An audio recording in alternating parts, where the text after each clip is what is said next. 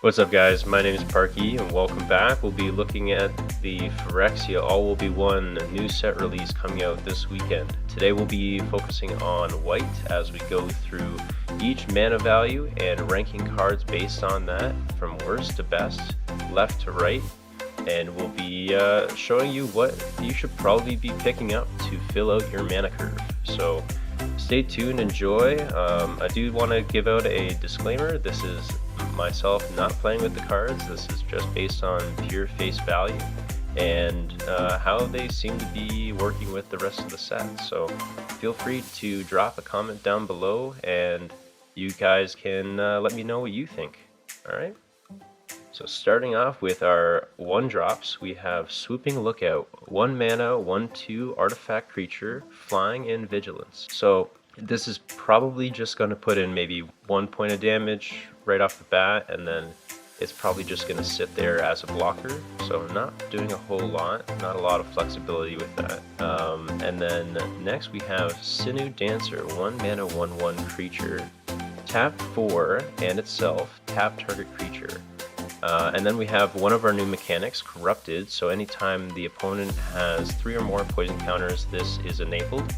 And then you can tap 1 mana and tap itself instead of tapping 4 mana to tap target creature. So I can see that being pretty handy late game. At the start it's not going to be so great, but still a pretty decent 1-drop.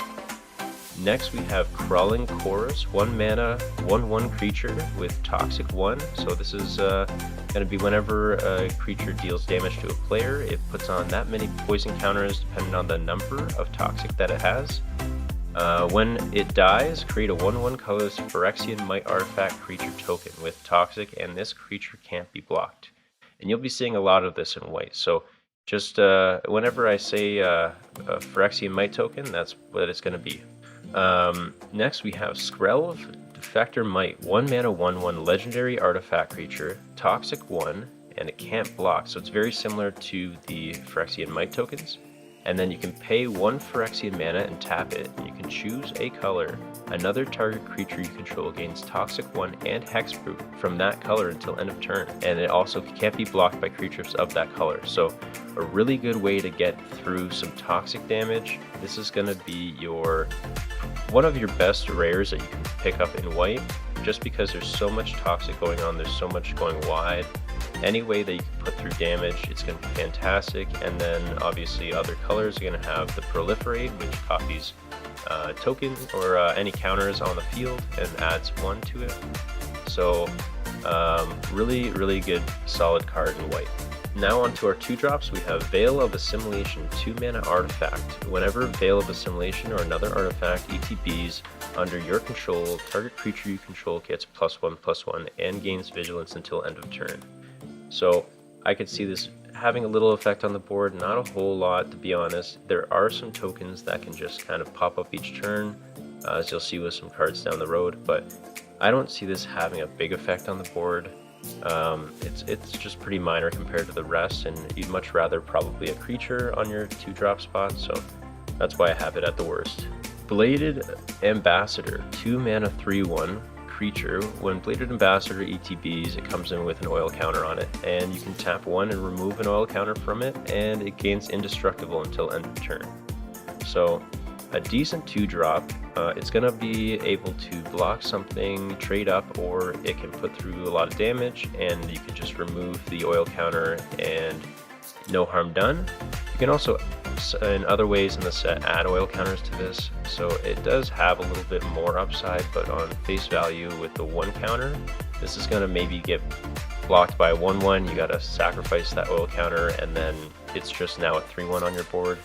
So it's got a little bit of upside. I still think that there's more to get out of the rest of the 2-drops though. Next is Nor's Wellspring, 2 mana artifact. Whenever a creature you control dies, scry 1 and put an oil counter on Nor's Wellspring. Tap 1 and itself, remove 2 oil counters from itself and draw a card. So with the amount of tokens that you're getting in white and from other colors, you know, this can add up pretty quickly, and you could be drawing quite a bit of cards off it. So I think this is a pretty solid artifact. it does more than Veil of Assimilation because it gives you a card advantage. So I think this isn't a bad pickup. I don't know if it's a turn one or a pack one, pick one kind of deal, but it's pretty solid if you're picking this up later in a pack or pack 2, pack 3. Mandible Justiciar, 2 mana, 2/1, artifact creature lifelink. Whenever another artifact enters the battlefield under your control, Mandible Justiciar gets +1/+1 until end of turn. So kind of the same as Veil of Assimilation, where it's, you know, it's not an impact all the time, but in a set that has very little lifelink, I think this card is going to have a little bit more play. I would say it's better than Bladed Ambassador because it does get higher toughness if you put artifacts in, so it won't trade up with a 1/1. So I like that fact of it. And then you know, it's common compared to an uncommon. You might see Bladed Ambassador as, you know, it pops up and you're like, oh, a 2-drop uncommon in white, it seems pretty good. But next we have Incisor Glider, 2 mana 1/3 artifact creature with flying and corrupted. So when corrupted is enabled, when it attacks, creatures you control get +1/+1. And originally I had this ranked a little bit lower, but now that I've kind of gone through the cards, corrupted is going to get activated decently quickly in the game, I believe, if you're setting up this card in the right deck. And that makes all of your tokens get +1/+1. That makes all of your creatures get +1/+1 as you're, you know, in combat, and that's pretty handy, especially in a set that has a lot of equipment that's going to pump other creatures. You're going to need a bit bigger attackers to push through. Next is Infested Flesh Cutter, 2 mana artifact, equipped creature gets +2/+0, and whenever it attacks, you create a Phyrexia Might token, and then it has equip 3. So this is a good way to, if you have something that has evasion and it's not going to get blocked and you want to just push through and create some tokens with it, it's going to be really good to build up your board. There's lots of artifact sacrifice, there's lots of ways to, you know, just like the previous card, buffing those tokens up. So this could be a very good card, and there is a lot of equipments in this set, so a little bit of synergy there too. Jawbone Duelist, 2 mana 1/1 creature with double strike and toxic 1. And this is going to be a fantastic 2-drop in white. Not only, like, if you compare it with something like the previous equipment, but on top of it, every time it does damage to the opponent, they get a poison counter. So, you know, that damage goes through, they're getting 2 because of each damage done by it. I really like that. I think it's got great flexibility. It's a good blocker against tokens, and it's just going to do exactly what you need in white. Next is Duelist of Deep Faith, 2 mana 2/2 creature, toxic 1, and as long as it's your turn, Duelist of Deep Faith has first strike.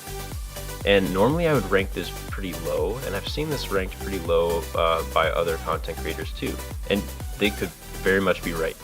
But I like the fact that in white you have a 2 mana first strike on your turn attacking on turn 3, and you can potentially put that poison counter down right away. Because anytime that you can get a poison counter down early is going to be really advantageous for you. You can proliferate on top of that, you just kind of get the train going. And that's going to be the whole thing in the set, is if you're working with poison counters, you want to get those out as early as possible, and I could see this doing that. Kemba Ka Enduring, 2 mana 2/2 legendary creature. Whenever it or another cat ETBs, attach up to 1 target equipment you control to that creature.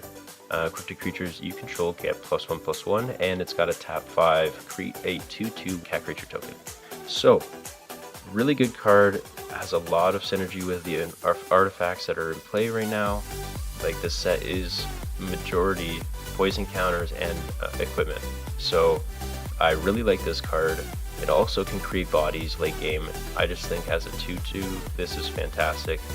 And the only thing that's a little bit better than it is Skrell's Hive, 2 mana enchantment. At the beginning of your upkeep, you lose 1 life and create a 1/1 Phyrexian Might token.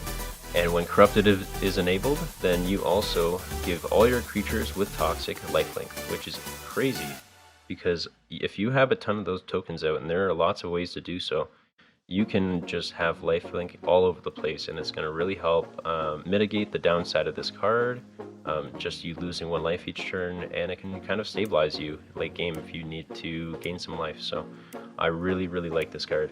Alright, on to our 3 drops. Charge of the Mites, 3 mana instant, choose 1. It deals damage equal to the number of creatures you control to target creature or planeswalker, and then it also has create 2 1/1 Phyrexia Mite tokens.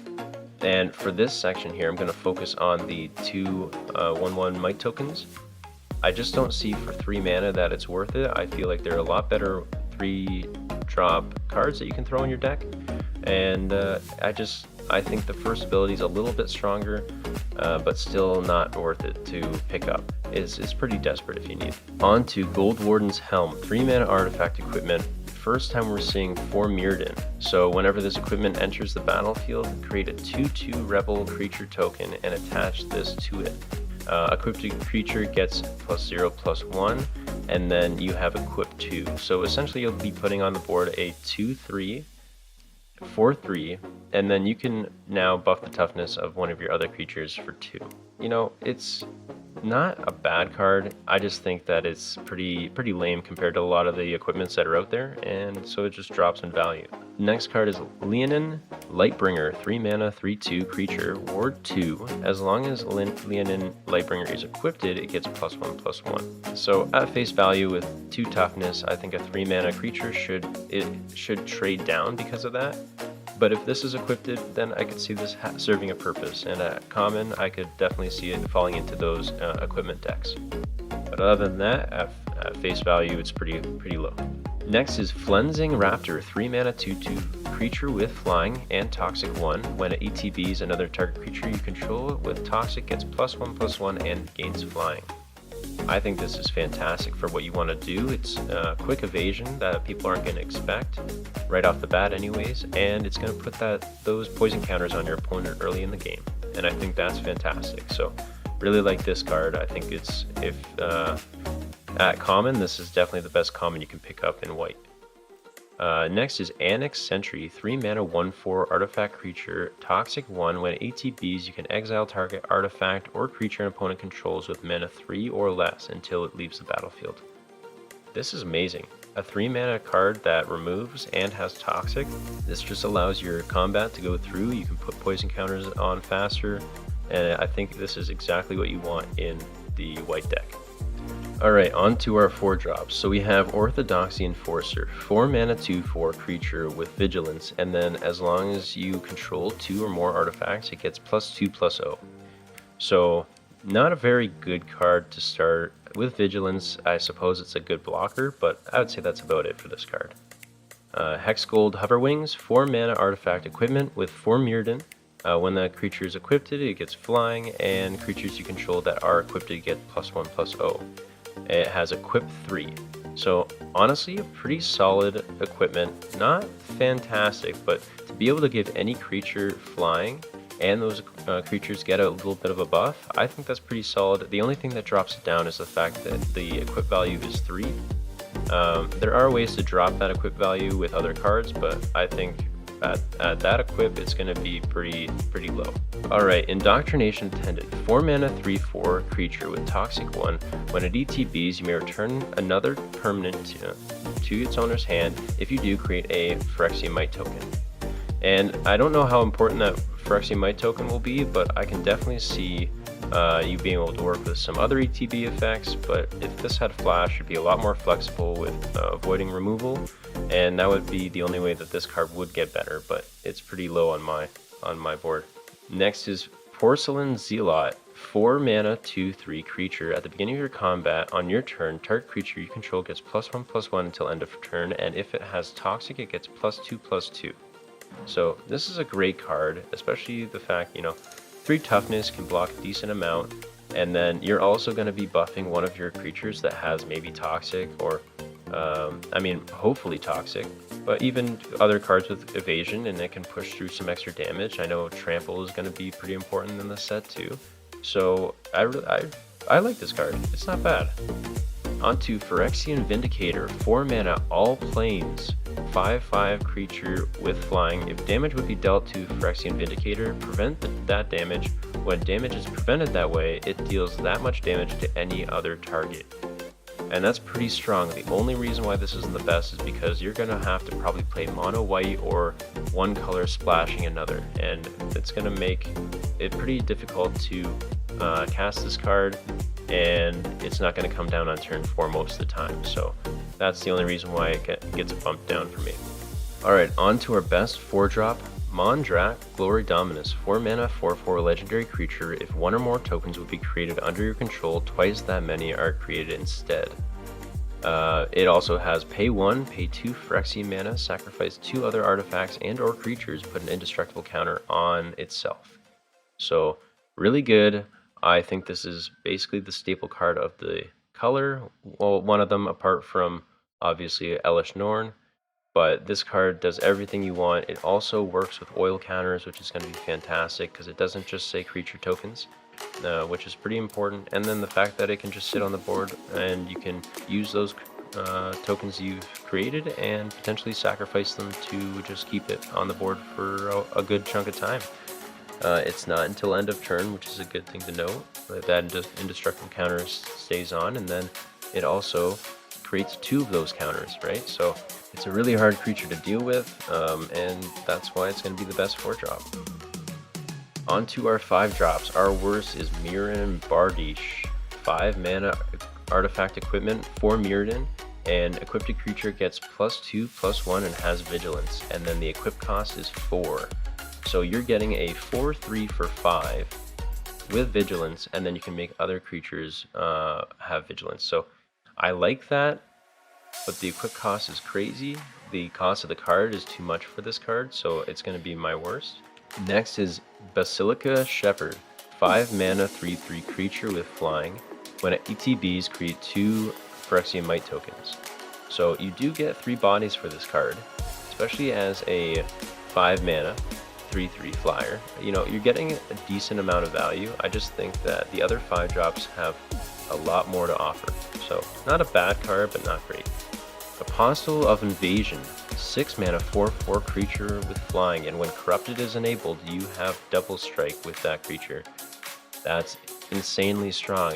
A 4/4 body in the air is already great. The fact that it's going to be able to deal double strike damage is going to be really solid, especially if you can maybe add a poison counter or a toxic onto this from some other creature. The double strike is going to be really important, and it's going to do quite a bit in the air too. So really solid, great blocker. But on to our next one, because there are still more to beat this card. Alright, the Wandering Emperor is back as the Eternal Wanderer at 6 mana, a legendary planeswalker with 5 loyalty. The +1 ability is exile up to 1 target artifact or creature, return that card to the battlefield under its owner's control at the beginning of the player's next end step. 0, create a 2/2 white samurai creature token with double strike, and -4. For each player, choose a creature that player controls. Each player sacrifices all creatures they control not chosen this way. And then on top of it, this planeswalker has no more than 1 creature can attack it each combat. So amazing planeswalker. It's going to be really good at defending itself. It's really good at clearing the board out of tokens or any big creatures. And then, you know, they're left with 1, sure, but then you can block that with your creature left on the board, and you're going to be feeling pretty good about that. On top of that, you can exile up to 1 target artifact or creature the next turn, and that just locks down their 1 attacker. This is going to be really good late game, and the fact that you can pump out 2 2s with double strike is going to be really solid. So great planeswalker, but not as good as the next 2 cards. Let's move on to Elesh Norn, Mother of Machines. 5 mana 4/7 legendary creature, vigilance. Basically, when a permanent enters the battlefield and causes a triggered ability, that ability will trigger another time. And then you have the opposite happen for your opponent, so it doesn't trigger twice, it actually negates any triggering from happening, which is fantastic. The fact that it's a big body, it's got a nice big butt at the end of it, vigilance, you're going to keep attacking with this and being able to hold up a blocker, and you're going to shut down some of their value that they get off their cards. So I really enjoy this card, especially the fact that it's a splashable card is great. Anytime you see this in your draft, you're going to want to pick it up. And on to the best bomb in white, you have White Sun's Twilight. 2 planes and X sorcery. You gain X life, create X 1/1 Phyrexia Might tokens, and if X is 5 or more, destroy all other creatures. So this is fantastic. This is basically a win con on its own. It's going to drop down. You hope to play it for 7, but even still, you can play it for, 6, 5. You can get a bunch of tokens out there. There's lots to do with that. It's going to pump up other abilities that, ETB effects of any artifacts or creatures coming into the battlefield. This card is going to be a big sweeper at the end. Hopefully you don't draw this in your opening hand, but it's going to be great late game, and it's going to win you the game the next turn if they don't have anything to respond to it. So I think this is going to be a fantastic card. On to White's interaction and removal. At the worst interaction, we have Zealot's Conviction. 1 mana enchantment aura, flash.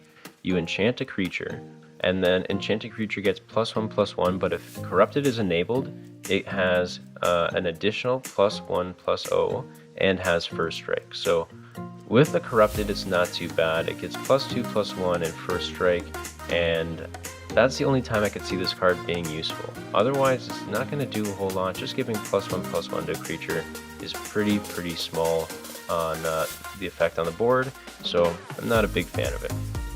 Alright, next we have Against All Odds, 4 mana sorcery. Choose one or both. First effect is a flicker, and the second effect is return target artifact or creature card with mana value 3 or less from your graveyard to the battlefield. So I don't mind this. You can attack, you can flicker a card, come back, it still is able to block. Then you also have a way to return a body to the battlefield. It's a pretty decent card. I just don't think it's worth the 4 spot or the 4 mana spot in your deck in limited. I could see maybe in sealed is maybe the only option for this card, but probably not in draft. So that's why it drops down for me. Next we have Vanish into Eternity, 3 mana instant, and it costs 3 more if it targets a creature. Exile target non-land permanent. So not a bad card, but the fact that you have to pay 6 to exile a creature is pretty steep. It is instant speed, so I don't mind that, but it's going to be your desperate removal if you need it. Next we are back to Charge of the Mites, 3 mana instant, and we're going to be focusing on the first ability where it deals damage equal to the number of creatures you control to target creature or planeswalker. So again, this is going to be very based on what's going on the board.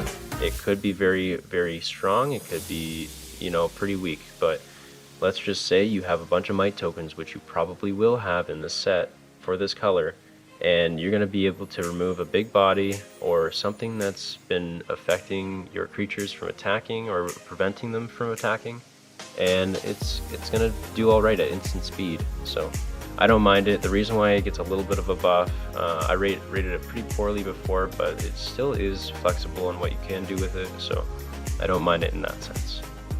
Next is Resistance Reunited, 2 mana instant. Target creature gets +2/+2 until end of turn, and then equipped creatures you control gain indestructible until end of turn. So this is going to be really good in the red-white decks. It's not going to be super fantastic in the other colors, but it's going to be extremely strong if you have multiple equipments on the board. It's going to allow you to top without worry, and it's going to do a lot of damage. +2/+2 isn't any joke, so I really enjoy this card, and at instant speed for only 2, it does quite a bit. Next we have Complete Devotion, 2 mana instant. Target creature you control gets +2/+2 until end of turn. If that creature has Toxic, draw a card. And I really like these sort of cards. I do think it's a little bit narrow in the fact that you need a Toxic creature on the board for this to really benefit you, but I think you will most likely have those on the board because there's so many in this set. So I really like it. It allows you to get a little bit of value, and it pumps your creature up, and maybe it deals with one of their blockers, so I think this is pretty solid. Next we have Plated Onslaught, 5 mana instant, affinity for artifacts, so it costs 1 less for each artifact you control. Creatures you control get +2/+1 until end of turn. And normally this cost makes this card very bad, but I really enjoy the affinity for artifacts. You can potentially cast this for 2, and you can deal quite a lot of damage with that. All of your creatures get a buff. It's a little bit of an anthem effect, and it does what it needs to do at instant speed. It's pretty solid. On to Planar Disruption. 2 mana enchantment aura, enchant artifact creature or planeswalker, enchanted permanent can't attack or block and its activated abilities can't be activated. And we've seen this before, but the fact that it can also target artifacts, it can target planeswalkers, it's a little specific on that. So I really enjoy this, and at common, you're going to be wanting to pick this up when you get the chance to in your white decks, because there isn't a lot of removal, as you can see. The only other removal that you have is Ossification, a 2 mana enchantment aura. Enchant basic land you control. When it ETBs, exile target creature or planeswalker an opponent controls until it leaves the battlefield. And of course, you see this and you're playing white, you need to pick this up, because I like the fact that it enchants a basic land. So I think that's going to make it a little bit hard to get rid of, but it is still susceptible to enchantment removal. I'm not entirely sure of how much there is in this set, but I don't think there's too much. But just at 2 mana, it's a really, really good card. So I think this is going to be the best removal that you can find in white. Alright guys, and that's going to be in white. I hope you guys enjoyed the overview of all of the white cards in the upcoming Phyrexia All Will Be One set. Feel free to drop a comment on what you guys think could move around and what is better than others, because I know that I'm not going to have all these right. Feel free to like and subscribe. You guys can join me on Twitch on Mondays at 9:30 under the same name. And feel free to watch our other videos as we go through all of the colors, multicolored, and artifacts. So see you next time. Ciao.